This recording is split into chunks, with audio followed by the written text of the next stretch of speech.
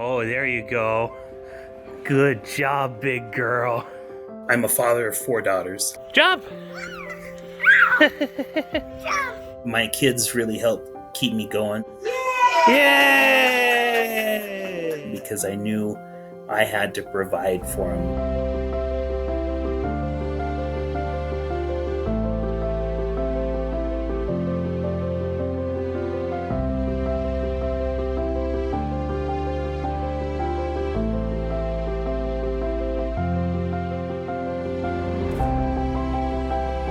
Those years, I had such bad anxiety that feeling unheard constantly by the medical community is a really hard thing to do.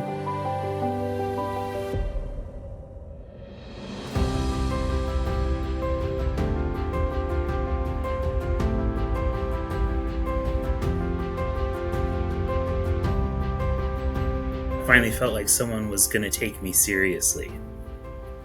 Finally felt like I wasn't just faking it. These symptoms, just because I can't, you can't see them, it doesn't mean that they're not there.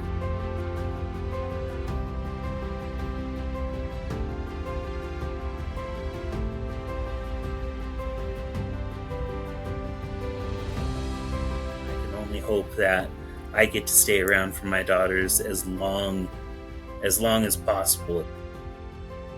It started with what we thought was bowel issues, what was IBS or something like that.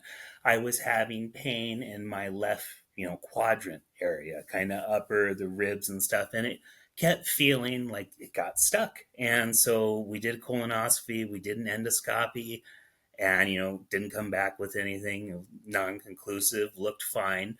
And I continued to just have that pain, but I started itching and sweating, and I was so not used to it that combined with the pain, I started seeing doctors, and I was seeing a neurologist, a rheumatologist. I was on prednisone, and they thought I had RA, and I was all screaming blood cancer symptoms.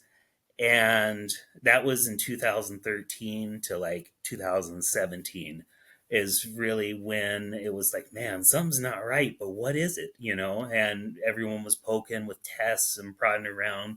Nobody looked at my enlarged spleen as something to be concerned about. And so that's what I was met up against, like, oh, he's faking it. His fatigue, he doesn't have fatigue. He's young. There's no way.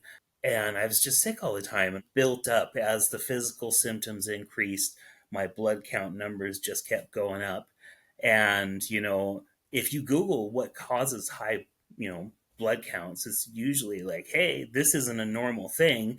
Whereas my doctors were, oh, it's because you're sick that your counts were high this time. Or, regularly overlooking that I did have an enlarged spleen on every CT, on every x-ray, it was showing up, and it was just ignored. And I would end up in the ER with all this, quadrant pain, and I would have just horrible reflux and all this, and it was my spleen pushing on my stomach.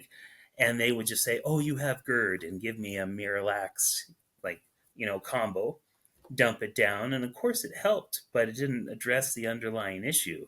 And so all those symptoms, finally in 2021, my doctor agreed to send me to a rheumatologist out of network. She saw me, she ran a whole bunch of tests, and for like the rheumatoid factor, all the other ones, they were all negative, ANA negative. And she looked at me and she said, I think I know where I can get you help.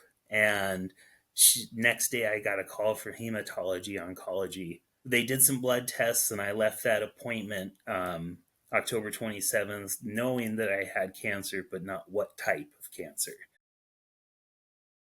Feeling unheard constantly by the medical community is a really hard thing to do, because when you start seeing doctors repeatedly, they start to think that you're seeking something, or and when you're doing that and the medical system doesn't believe your work, isn't inclined to believe you either. Mentally, it was just super defeating. And my kids really helped keep me going because I knew I had to provide for them.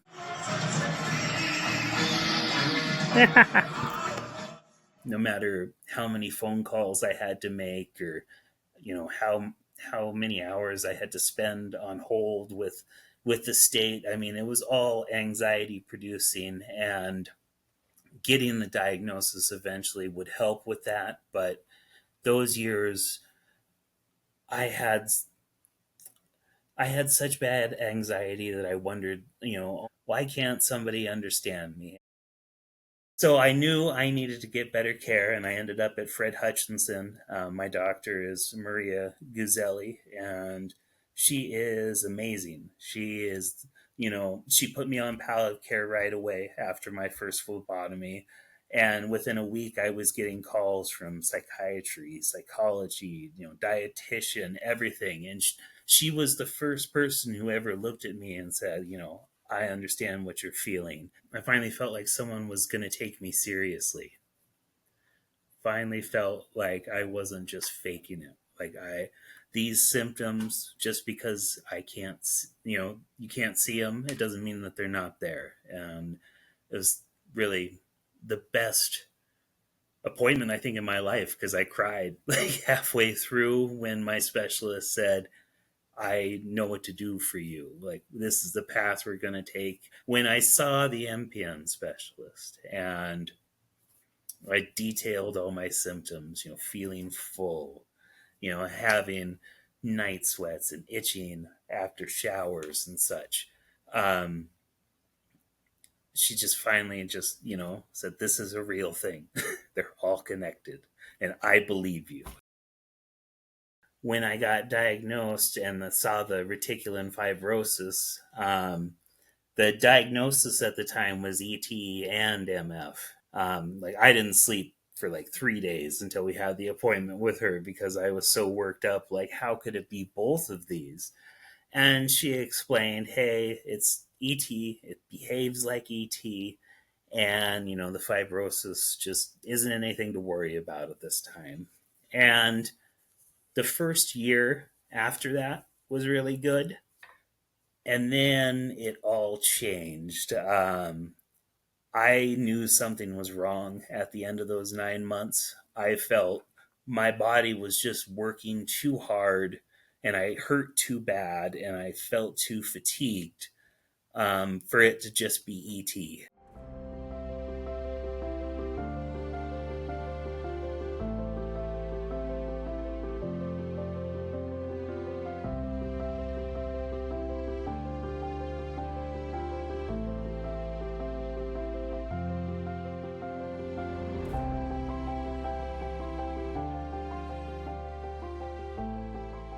My pain is mostly located bilaterally in my hands and feet. I do have some longer bone pain in like my shins or my thighs, and sometimes in my forearms, both my left and right, just straight in the middle. And my pain is disease associated, though it usually, affects longer bones. Mine is just, I feel like I have pressure on my hands from the inside of my bones pushing out. It's, yeah, the only way to describe it is pressurized pain in my feet and my hands. And then when my disease is really active and it's really hurting, it'll be in just my longer bones, and I'm incapacitated because the pain just dominates everything. It dominates my thinking. It makes me sick, even. I throw up. I'm in so much pain. Um, Previous to pain management, I was not able to eat. I was very, very sick. So there was 3 repeat bone marrow biopsies done, and each one progressively showed worse fibrosis. And at this time, I'm holding it pre-fibrotic MF, which is rare. I had done some research on previous clinical trials, and my doctor had brought it up probably in the past year as a potential option. So we talked about it a couple times, and she said she outlined how it would work and how the system, how some basically how we would utilize the system to get the free housing or get down there. And she explained the expectancies of, sometimes so first you go down there for a week in a month, and you might do that for a couple months. And everything she explained was consistent with what I read, which was just they want you there and they want to help you. And um, she just gave us hope. I advocate that people really sink in and get their knowledge on MPNs. That if they don't do that, they're doing a disservice to their own care, because there's people who won't go for a suggestion, and they need help with it, and they should go for it, and they should take advice of the doctors. And people just really need to be prepared as possible, put in the reading and check the resources and see what the doctor you're seeing, what they've investigated in their career. And because this is a very rare and disabling condition, and if you get the right doctor, it can be a lot less scary and a lot less disabling if you get to that right treatment quicker.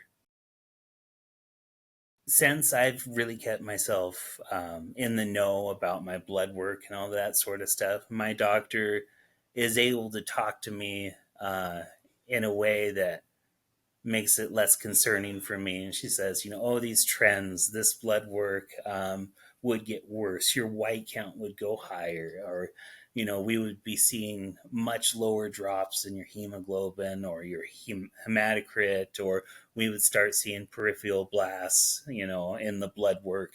She said, until that point, don't freak out. Essentially, she said, you're going to be okay. Just keep your head above water. And, you know, um, she's just always been really positive, and she knows my youngest daughter, and we always have sent her pictures or she sees her on the appointments, and she's really personable and everything you would want in a rare cancer specialist. In 4 years, I've gone to pre-fibrotic MF from diagnosis, and that really brought in to me the importance of my time every day with them. And these trials give me, the possible chance to see them all graduate and see them all get married, maybe even have grandkids. Who knows? There's people that have such good responses, and I can only hope that I get to stay around for my daughters as long as possible as a result of these trials. And it's kind of like the greatest gift I guess I could get is if I get down there and this medicine works like it has for other people. It would be absolutely life changing, and I could be more a part of their lives. As right now it's been so difficult to function and take care of them. It's really it's given me, I guess, like more hope, more hope than I ever had before. So having access to clinical trials and great cancer doctors is a must with this illness. Honestly, if your blood work is any bit off, if something's high, if something's low, if you're feeling tired, losing weight, um, it needs to be investigated. And if you're still feeling like crap, and a doctor, says, oh, well, this doesn't make any sense, get a new doctor. Get someone who will actually listen to you, and don't be afraid to fire a doctor and go to somebody else for a second opinion, because I've seen second and third and fourth opinions save people's lives with this disease. The resources are out there, even if you're in a rural situation, and don't be afraid to reach out to those resources. Don't be afraid to get help. You don't have to fight this alone. And there's a great community of MPN groups out there that are there to support you and guide you through this illness.